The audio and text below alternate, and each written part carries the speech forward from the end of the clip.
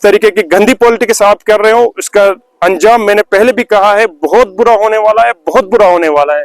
इसका नतीजा बहुत बुरे होने वाला है। हम किसी भी हद तक, किसी भी लेवल तक रेजिस्ट करने के लिए तैयार है। और इसका अंजाम जो है, जो गुरेज जैसे पीसफुल इलाके में आप जिस तरह नफरत फैलाकर, नफरत के जरिए अपनी सियासत करना चाहते हो, उससे आप बाज आए, वरना आपको इसका पछतावा सारी उम्र रहेगा। जी बहुत बहुत शुक्रिया आपका। जहाँ तक बांडीपुरा गुरेज रोड टनल की बात है, जब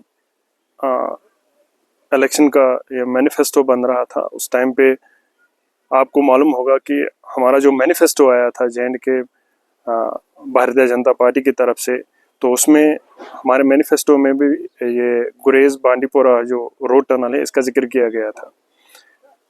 हमारा जो जब मैनिफेस्टो बनता है तो उसमें सेंट्रल लीडरशिप जो है हमारी, वो भी इन्वॉल्व होती है। उसके बाद हमें सेंटर से हमारी जो टॉप की लीडरशिप है, हमारे honourable defence minister Rajnath Singh ji भी गुरेज आए। उन्होंने वहाँ पे भी लोगों के बीच कहा कि हम आपको रोड टनल बना के दे देंगे। इसी चीज़ के लिए तो हम वोट मांग रहे थे कि आपका टनल बन जाता, आपकी बेरोजगारी दूर हो जाती। लेकिन बहुत बड़ी बदनसीबी है वहाँ के लोगों की कि उन्होंने इस चीज़ को नकारा, हमारे मैनिफेस्टो को नकारा, उन्होंने नेशनल कॉन्फ्रेंस को चांस दिया। देखिए,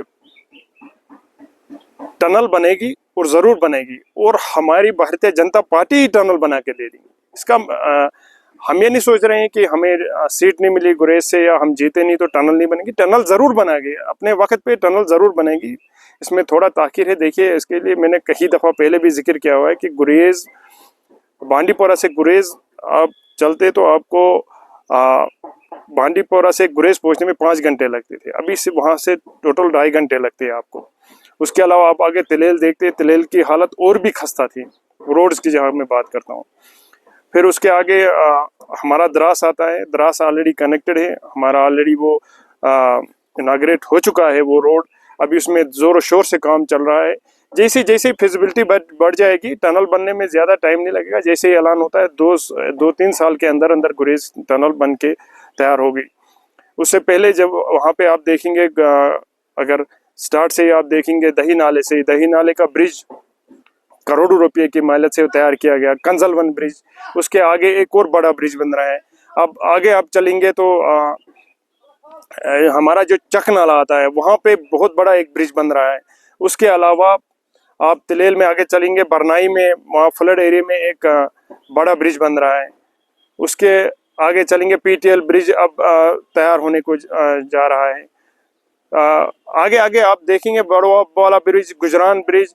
उसके अलावा जितने भी ब्रिज है, जो टेम्परेरी ब्रिज वहाँ पे बने हुए थे, वो सारे वहाँ पे बीआरओ जो है वो उठा रहे हैं और वहाँ पे नए ब्रिज बन रहे हैं।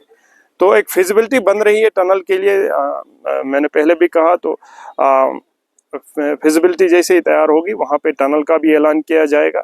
लेकिन मैं आपके माध्यम से ये कहना चाहूँगा अपने लोगों से ही कि आप शोशु में ना आए। देखिए, टनल का ऐलान होते ही हमें पता है नेशनल कॉन्फ्रेंस के लोग अपना डंडोरा पीटने लगेंगे, जिस तरीके से उन्होंने परसों किया। सेंटर ने 10,637 करोड़ के यहाँ पे प्रोजेक्ट्स, टनल्स और हाईवेज अप्रूव किए। अब आप खुदारा आप मानिए, यहाँ पे स्टेट गवर्नमेंट का कहाँ पे कौन सा हाथ है उसमें?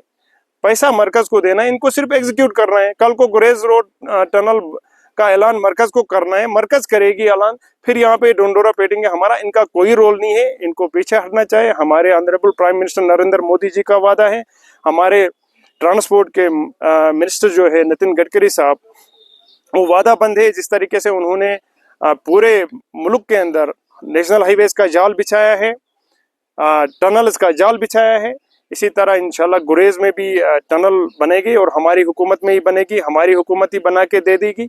लेकिन इसमें यहाँ की हुकूमत का या यहाँ की या नेशनल कॉन्फ्रेंस का कोई रोल नहीं है।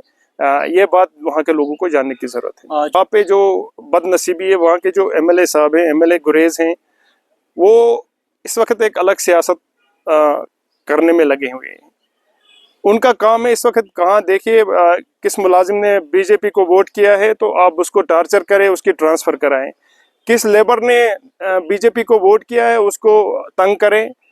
छोटे से छोटा मुलाजिम, छोटे से छोटा मजदूर, वो सिर्फ वही जो अपना जो है जुल्म का जो जुल्म वो आज तक करते आए हैं, वही जुल्म वो आज भी करने की कोशिश कर रहे हैं।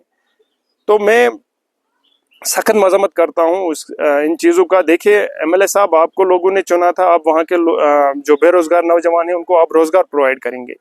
मैं फिर रिपीट करूंगा, मैंने कई दफ़ा कहे कि उन्होंने एक अपनी स्पीच के अंदर वामपोरा में कहा था कि मैं वहाँ के जो लोकल यूथ है उनके लिए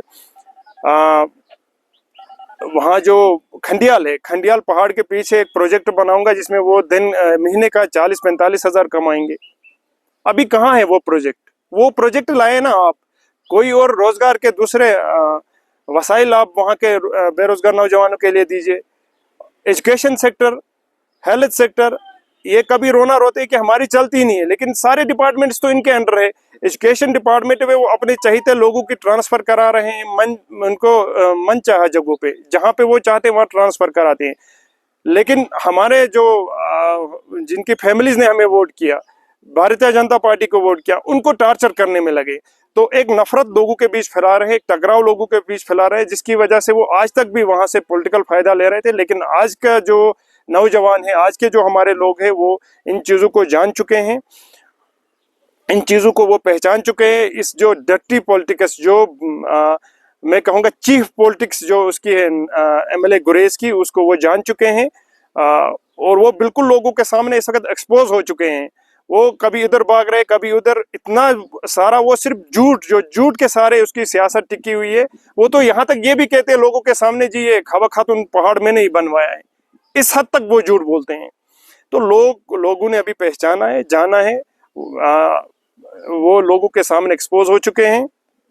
तो मैं उनसे यही गुजारिश करना चाहूँगा आपके माध्यम से कि आप अपने इस जो आपकी एक गंदी पॉलिटिक्स से, एक जो नैरो सोच है, इसको आप हटा के लो वहाँ के डेवलपमेंट के लिए आप काम करें। मैं ऑन एयर कह रहा हूँ, आप जो भी डेवलपमेंटल वहाँ पे इनिशिएटिव्स वहाँ के लिए ले लेंगे, उसके लिए हम सपोर्ट करने के लिए तैयार है आपको। मैं ऑन एयर कह रहा हूँ, दोबारा कह रहा हूँ मैं कि आपकी तरफ से जो भी डेवलपमेंट यूथ के लिए वहाँ पे आप रोजगार के लिए कुछ करेंगे, हम उसका सपोर्ट करेंगे। आप डेवलपमेंट के लिए सपोर्ट्स इंफ्रास्ट्रक्चर है वहाँ पे, उसको बढ़ावा देने के लिए आप कुछ करेंगे।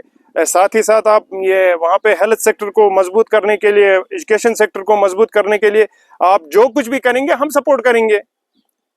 देखिए आपके पास 1 महीना है, 2 महीने या 1 साल है या 2 साल है जो आपको मौका मिला है। आपने ऑलरेडी जो वहाँ के गरीब आवाम का, गरीब लोगों का, नौजवानों का इस्तेसाल करके इतना उनका टाइम वेस्ट किया है। आज तो आप होशियार रहे, आज से जो भी बनता है, आपसे जो कुछ भी कर सकते हैं आप सच की बुनियाद पर, सच के बेसिस पर आप वहाँ पे करें। हम आपका सपोर्ट करने के लिए तैयार हैं। लेकिन जिस तरीके की गंदी पॉलिटिक्स आप कर रहे हो, उसका अंजाम मैंने पहले भी कहा है, बहुत बुरा होने वाला है, बहुत बुरा होने वाला है। इसका नतीजा बहुत बुरे होने वाला है। हम किसी भी हद तक, किसी भी लेवल तक रेजिस्ट करने के लिए तैयार है। और इसका अंजाम जो है, जो गुरेज जैसे पीसफुल इलाके में आप जिस तरह नफरत फैलाकर, नफरत के जरिए अपनी सियासत करना चाहते हो, उससे आप बाज आएं, वरना आपको इसका पछतावा सारी उम्र रहेगा। बिल्कुल गुरेज दलेल पूरा वीरान पड़ा हुआ था टूरिज्म के न जाने से। लेकिन अल्हम्दुलिल्लाह पिछले कुछ दिनों से वहाँ पे जो लोकल है, यहाँ के लोकल लोग हैं, लोकल टूरिस्ट हैं हमारे, वो एक अच्छी खासी तादाद में वहाँ पे जा रहे हैं। वो गुरेज भी पहुंच रहे हैं और तिलेल तक भी, चकवाली तक वो जा रहे हैं। तो धीरे धीरे जो है लोकल टूरिस्ट का रश वहाँ पे बहुत ज़्यादा बढ़ रहा है। वहाँ पे टेम्परेचर जो है वो नॉर्मल रहता है, तो इसलिए ज़्यादातर लोग वहाँ का रुख कर रहे हैं इस वक्त। मेरी गुजारिश रहेगी ऑनरेबल एलजी साहब से कि धीरे धीरे वहाँ पे अब नॉन लोकल टूरिस्टों को भी अलाउ करें। और हम पूरी उम्मीद है कि बहुत जल्द उसमें भी एक ऑर्डर आएगा कि गुरेज को ऑफिशियली नॉन लोकल्स के लिए भी अलाउ किया जाएगा। और साथ ही साथ मैं मशकूर हूँ अपने डिप्टी कमिश्नर बांडीपोरा का और हमारे एसएसपी साहब का